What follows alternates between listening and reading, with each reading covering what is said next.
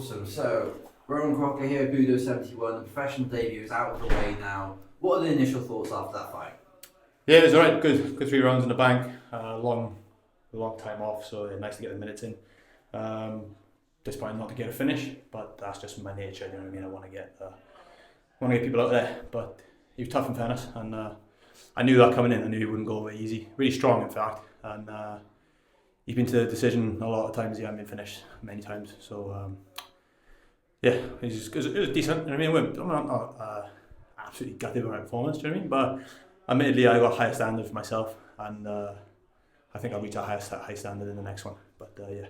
And coming into it, you've alluded to the fact that you kind of maybe thought that you would be able to get a finish or maybe whatever it was. How did you see the fight going? Like, what was the path to victory in your head? Yeah, I thought. To be fair, I thought it went how I would expect. I mean, I didn't expect to not be able to take him down multiple times.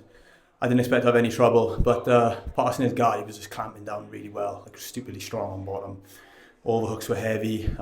His leg hooks were heavy. Like he didn't really want to do anything apart from like once I was on top, he just sort of clamped down and not try and get beat up really. Which, in fairness to him, it was a good job. Like I cut him with elbows. Got some elbows out, and he was cut. He was bleeding. But they were tough to land. In fairness, he was clamping down. I mean, he's experienced. He knows how to play the game. But yeah, it's a win. It's a dub, and look forward to getting back in there pretty soon.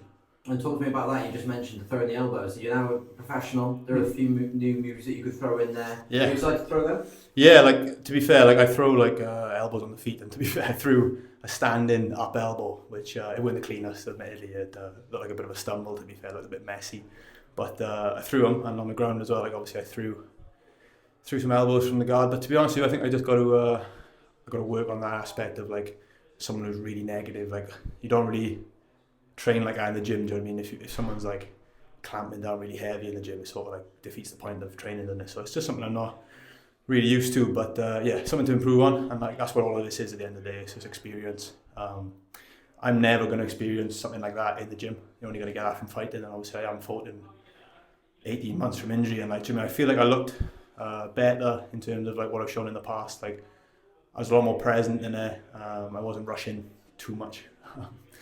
But yeah, I threw some good calf kicks. Some decent combinations. I mean, it's not my cleanest performance. It's not my best work at all.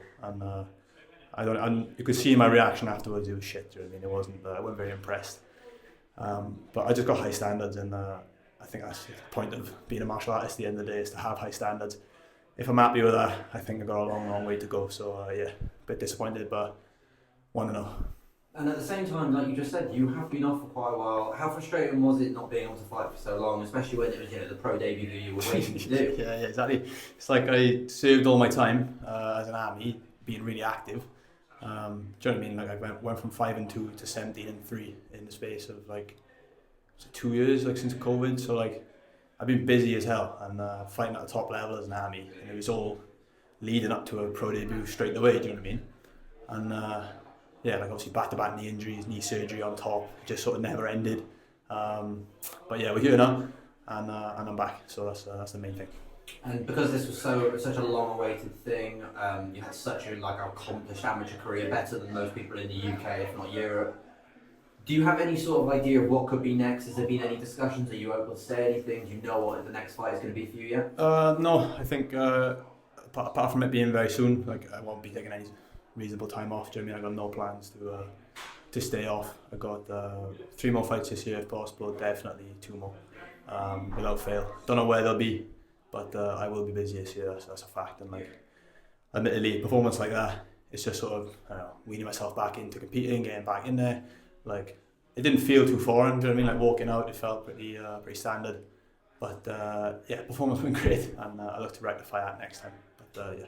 And just out of interest, a few of the guys who are fighting tonight, Yayan has fought internationally as well. Is there any plan to fight internationally in the next sort of year or so? Yeah, for sure. I think you'll definitely be seeing me either in a promotion in Europe. No, it will be in Europe, of course. But yeah, a home domestic show like a Cage Warriors or like a European show like an Octagon or an Aries is definitely in my future, without fail. So yeah, keep an eye out. And the last question, something that Levi said when we last spoke to him after his last fight. He's really determined to get into Cage Warriors. Is that a big goal for you, or are you very happy to just work your way up the system? There's not one specific promotion, you just want to get some fights in? Yeah, well, it depends, doesn't it? Like with the way the sort of the structuring of the European MMA scene's going, there's a lot of opportunity, and it used to just be Cage Warriors was the only route. Now you see routes like Aries and Octagon. There's a lot of competition to the main shows, especially when you look at like an Octagon. You know, they've got like German arenas being sold out, like 14,000 people or something. I think I saw last. So, you know, and then the pay structure as well. I mean, the pay is very good in some of these European shows. So, do you know what I mean? You can't turn your nose up at those offers. But admittedly, Cage Warriors is the yellow gloves. Do you know what I mean? It's got that reputation. It's got that standard. And yeah, even like a PFL. Do you know what I mean? You never know who's going to come out the woodwork for me. Like I put such a grind into my Army career that I imagine people might be interested to sign me to their promotions. You know what I mean? Tap up the talent. Maybe not off the back of that performance, but you know what I mean. I'm more capable of what I showed today. But do you not think that the amateur resume that you came in with that is going to make people want to watch your fights? And you may not have been overly happy with that performance, but it's a win, and you're going to keep moving on from that now. Yeah, for sure. It definitely plus like when people put on Instagram like I'm the best Welsh amateur ever, and like it's hard to eclipse what I've done as an Army. It's pretty cool, you know what I mean, and that's going to lead to eyes on me from other further afield.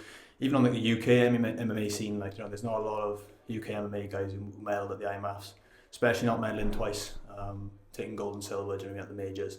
So yeah, eyes are on me, but I relish it really. Do you know what I mean? It's a good problem to have, I suppose. Enough of that. Congrats on the win, Rowan. Thanks, bro. All the best. Thank you.